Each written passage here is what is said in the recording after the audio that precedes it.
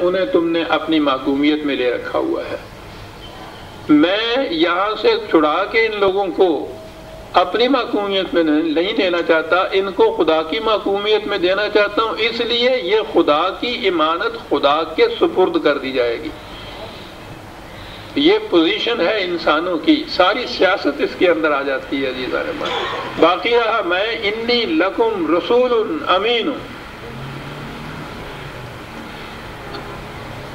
اپنی پوزیشن واضح کی کہ اس میں نہ تو حاکم بن کے آ رہا ہوں، نہ تم پہ چڑھائی کر رہا ہوں، نہ میں اپنی ملوکیت یا حکومت قائم کرنا چاہتا ہوں، نہ انہیں اپنا غلام بنانا چاہتا ہوں۔ میری پوزیشن خدا کے ایک پیغامبر کی ہے، یہ خدا کا پیغام ہے جو میں تم تک پہنچا رہا ہوں۔ پیغام بھی میرا اپنا نہیں ہے، میں کوئی اپنا منشا و مقصد اور مقصود لے کے نہیں آیا، خدا کا یہ پیغام ہے۔ اس نے کہا ہے کہ یہ میرے بندے ہیں، اس لیے اس سے کہو کہ یہ اپنی محکومیت سے ان کو چھوڑ کے میرے حوالے کر دے، میں یہ پیغام پہنچانے کے لیے آیا ہوں۔ پہلی پوزیشن یہاں سے واضح ہو جاتی ہے ایک رسول کی۔ قرآن کریم میں نبی کہا گیا ہے اور رسول کہا گیا ہے ان حضرات کو۔ نبوت تو ہوتا ہے وہ مقام جہاں کسی انسان کو خدا اپنا پیغام یا وحی دیتا تھا، وحی کے حامل ہونے کی جہت سے وہ نبی کہلاتا تھا کہ اس کو خدا کی طرف سے وحی ملتی تھی، لیکن یہ اس کی ذات تک محدود نہیں رہنی تھی کہ وہ یہ بات کہے کہ کیسے ہی بادانہ دانی با خدا تانا چشی، کہ یہ تو جو پیے گا اس کو نشہ آئے گا، دوسرے تک یہ نشہ منتقل ہی نہیں کیا جا سکتا۔ یہ تصوف ہے۔ نبوت تو یہ ہے کہ خدا سے جو پیغام اس کو ملتا ہے اس نے دوسروں تک پہنچانا ہوتا ہے۔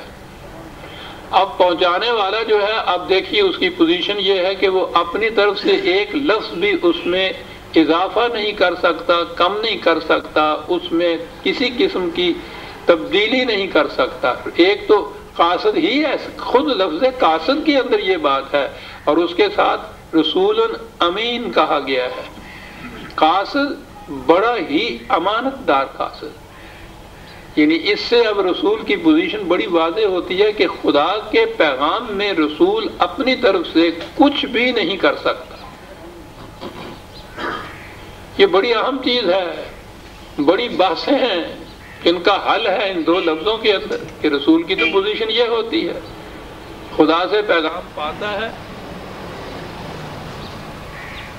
بجلی گئی یا یہ گیا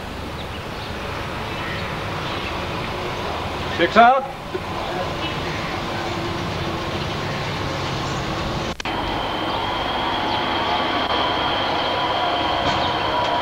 نبوت ہے خدا سے پیغام لینا،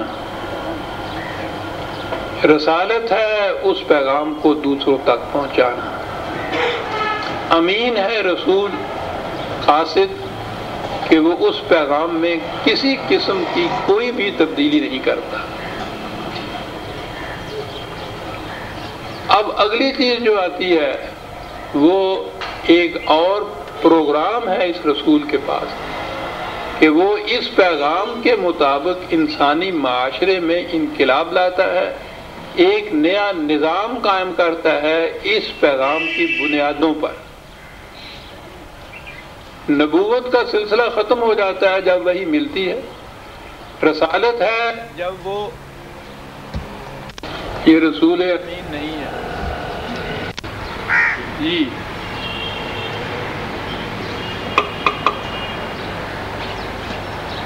نبوت تو ختم ہو گئی، ذات رسالت مآبا صلی اللہ علیہ وسلم خدا کی طرف سے وحی کا پانا۔ اب اس کے بعد وحی نہیں خدا کی طرف سے آئے گی کسی کی طرف، براہ راست خدا کی طرف سے علم کسی انسان کو اس کے بعد نہیں آئے گا۔ یہ وحی ہے، اس کا نام کچھ بھی رکھ لیا جائے، اس کا سلسلہ ختم ہو، پیغام مکمل ہو گیا، قرآن کے اندر محفوظ ہو گیا، خدا نے اس کی حفاظت کا ذمہ لے لیا۔ یہ جو رسالت تھی، اس پیغام کا آگے پہنچانا، یہ فریضہ قرار پا گیا اس امت کا۔ اسی لیے قرآن نے کہا ہے کہ پھر ہم نے اپنے بندوں میں سے ایک قوم کو چن لیا اس کتاب کی وراثت کے لیے۔ یہ امت وارث کتاب اللہ ہو گئی۔ اس کا فریضہ رسالت کا ہوا آگے پہنچانا، اور وہ دوسرا فریضہ اس کے مطابق نظام قائم کرنا۔ یہ ہے سلسلہ جو آگے چلنے والی بات ہے۔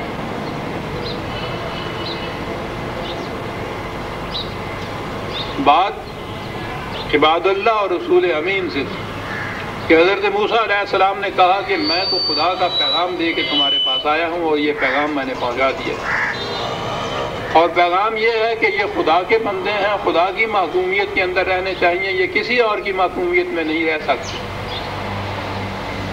خدا کی امانت خدا کے حوالے کر دو۔ کوئی انسان کسی دوسرے انسان کو اپنے لیے نہیں دے رہا، خدا کے بندوں کو خدا کے حوالے کر دو۔ یہ ہے اسلامی نظام عزیزان من۔ وَأَلَّا تَعْلُوا عَلَى اللَّهِ إِنِّي آتِيكُمْ بِسُلْطَانٍ مُبِينٍ۔ کہا میں اپنی طرف سے کوئی چیلنج نہیں تمہیں دے رہا، میں یہ کہہ رہا ہوں کہ خدا کا یہ پیغام ہے، اس کے خلاف سرکشی نہ کرو۔ یہ سرکشی میرے خلاف نہیں ہے، میں تو پیغامبر ہوں، خدا کے خلاف سرکشی پر مت اترو، اس کا نتیجہ تباہی کے سوا کچھ نہیں ہوگا۔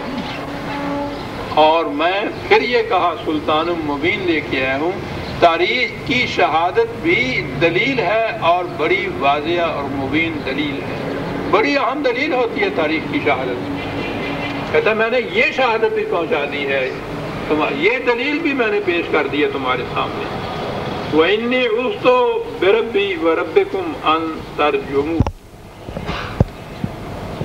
باقی رہا تمہاری یہ دھمکی کہ اگر تم اپنے اس مطالبے سے باز نہ آئے تو ہم تمہیں سنسار کر دیں گے۔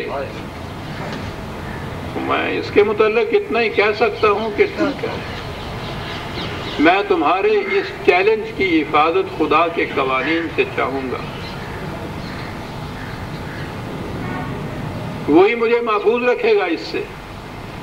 یہاں ضمناً یہ لفظ جو آگے ہے ترجمون، رجم جس سے کہتے ہیں، آج کل یہ ہے نا چلی ہوئی فضانی کی سزا، رجم جو تھی یہ یہودیوں میں تھی، اور یہ یہاں سے نظر آتا ہے کہ وہ صرف زنا کی سزا ہی نہیں تھی ان کے ہاں یہ رجم یا سنسار کرنا، بلکہ وہ اپنے مخالفین کو، یہاں تو حضرت موسیٰ علیہ السلام ہے نا فرعون کے مقابلے میں، تو نظر آتا ہے کہ انہوں نے جو دھمکی ان کو دی ہے وہ یہ کہا کہ ہم تمہیں سنسار کر دیں گے۔ تو ان کے ہاں یہ عام بات نظر آتی ہے کہ کسی جرم کی سزا ہی نہیں بلکہ بغاوت کی سزا بھی، مخالفت کی سزا بھی ان کے ہاں رجم یا سنساری کی سزا تھی۔ اسلام میں یہ کسی چیز کی سزا نہیں ہے۔ تو اس نے کہا کہ اگر سرکشی تمہاری خدا کے خلاف ہے، انتقام مجھ سے لیتے ہو، بہرحال تم جو مجھے دھمکی دیتے ہو کہ تمہیں سنسار کر دیا جائے گا، تو بہرحال اس کے لیے میں پناہ تلاش کروں گا خدا کے قوانین کی روح میں۔ وَإِن لَمْ تُؤْمِنُوا لِي فَاعْتَزِلُونِ، کہنے کی بات صاف ہے، یا تو جو کچھ میں کہہ رہا ہوں میری بات یہ مان لو، اور اگر ایسا نہیں ہے تو میرا راستہ چھوڑ دو، میں تمہیں کچھ نہیں کہتا، مجھے جانے دو، بنی اسرائیل کو اپنے ساتھ لے کر جانے دو۔ تمہاری قوم کا ایک فرد نہیں میں مانگتا، تمہاری زمین نہیں مانگتا، تمہاری سلطنت نہیں، دولت نہیں، کچھ نہیں مانگتا، یہ خدا کے بندے ہیں، ان کو میرے ساتھ جانے دو۔ یہ تھا ادھر سے جو مطالبہ پیش آیا، لیکن اس پر بھی وہ کیسے راضی ہو جاتے ہیں؟ حاکم قوم کو حکومت کرنے کے لیے کوئی محکوم قوم چاہیے، وہ اپنی قوم کے اوپر حکومت نہیں کر سکتا، محکوم قوم کی ضرورت ہوتی۔ تو اگر وہ معقوم قوم کو لے کر حضرت موسیٰ علیہ